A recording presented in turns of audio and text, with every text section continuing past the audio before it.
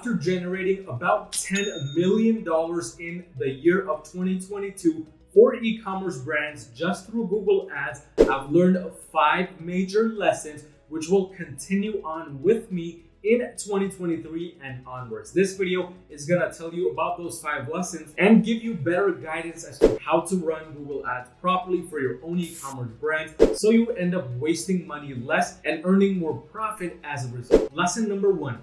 Perceived value with Google Ads is greater than everything. And when I say everything, it's greater than your ad strategy, it's greater than what you do in the back end, it's even greater than your e-commerce brand itself. Here's exactly what I mean. If we now go on over to our legendary example of 3D printer, I have already gone ahead and searched it up on Google. We can see a bunch of different competitors coming up, a bunch of different ads coming up. And it doesn't matter whether you look at shopping ads right here or search ads. The number one thing you see is some type of image, some type of copywriting, or something else which is trying to get you to move on to the next step of the funnel, which is moving on towards the landing page. So at this moment, when we look at these ads, when we look at these search ads, perceived value is everything. Meaning, if I don't like the value that this product seems to be offering, I'm simply not going to be clicking on it, period. So in that case, what would happen is a competitor would end up getting my click instead. So in order to increase your perceived value with Google Ads, you need to be focusing on a few different things. And these things vary depending on whether you're doing shopping ads or whether you're doing search ads. With shopping, perceived value is determined by your product image. It's determined by your title.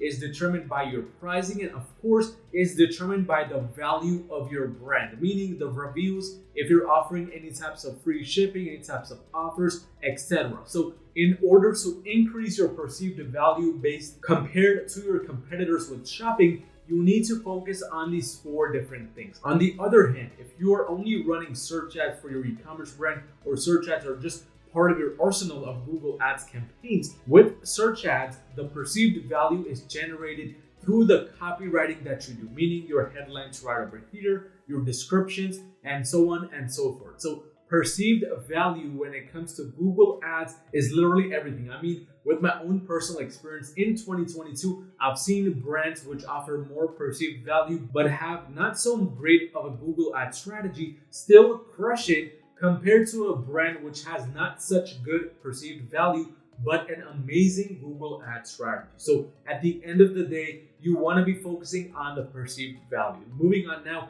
to lesson number 2, which is A/B testing and experimentation with Google Ads is the new trend. So with Google Ads, especially within Performance Max campaigns, because so many e-commerce brands are now just relying on PMax campaigns, we have a special section at the very end called experiments. Too few e-commerce brands are actually utilizing this properly. As a result, they're not able to test between different things such as different bidding strategies, different campaign types, and so on and so forth. I mean, if we come right here into campaign experiments, click the plus button right here, we can see we have some various different options of what we can experiment within. So we can optimize text ads differently, test them against each other. We can do video experiments, even a custom experiment based on your needs, and also a Performance Max experiment itself. So these are different experiments you can also test within the Performance Max campaign, but that's not all, because now if we click Performance Max experiments,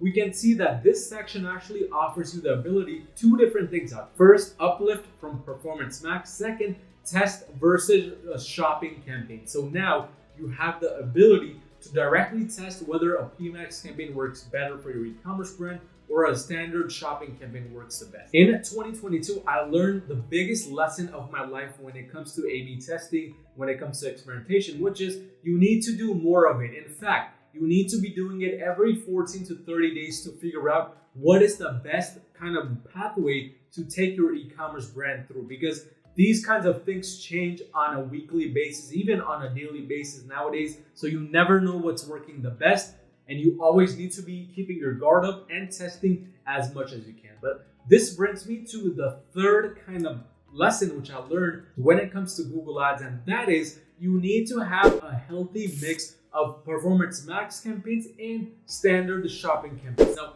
to illustrate this, I'm going to take you inside one of my clients' e-commerce brands under my Google Ads agency, Your Marketing, which if you're currently doing $40,000 or more per month in revenue, you need just a little bit of extra help to scale your e-commerce brand to the next level with Google Ads. Go out on my website at yourmarketing.com and book a free call with me to see how we can possibly work together and make that happen. But one of the biggest lessons I learned with Google Ads in 2022 is a performance max campaign is designed to increase your performance, hence why it's called performance max. That's why you cannot just rely on a PMax campaign alone to scale your e-commerce brand, because it needs some sort of foundation, it needs some sort of data coming in beforehand. The performance max campaign can start generating decent amount of results. So the best way to approach this is to launch a PMax campaign and a standard shopping campaign. With this ad account right here, we have done exactly that. As you can see, the PMax campaign is running at a 9.17x ROAS, and we're looking at around 180 days in the past. And the standard shopping campaign, which is, by the way, supplying data to the PMax campaign on an account level,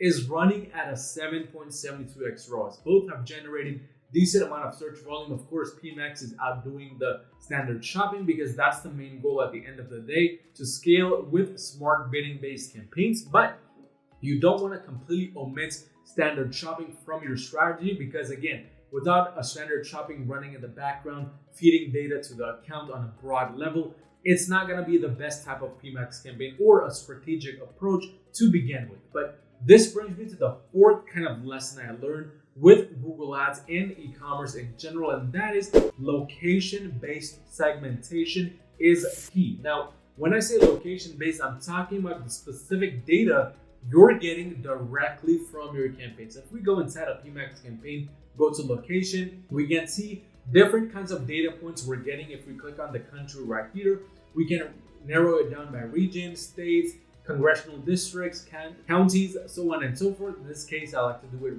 by states, but I prefer to now narrow down my campaigns and segment them out based on the location itself, because just targeting one specific country is no longer a proper strategy in 2023 and onwards. It's very simple. Just create multiple campaign standard shopping, PMax, even search campaigns based off of this data that you're getting. Keep it very simple, very straightforward. Just the best states, the best cities, etc., etc. You want to put inside one campaign, and the rest put inside a completely separate campaign, and you can kind of categorize what the best means for your e-commerce brand based on a certain KPI. So for me, example, it could be 5 sales, 10 sales, depending on the brand. But this brings me to the final kind of lesson I learned when it comes to e-commerce, specifically Google Ads and PMax campaigns, and that is to heavily utilize the insight section of every PMax. I mean, you are literally burning money and throwing it down the toilet if you are not utilizing the insight section. Here's exactly what I mean.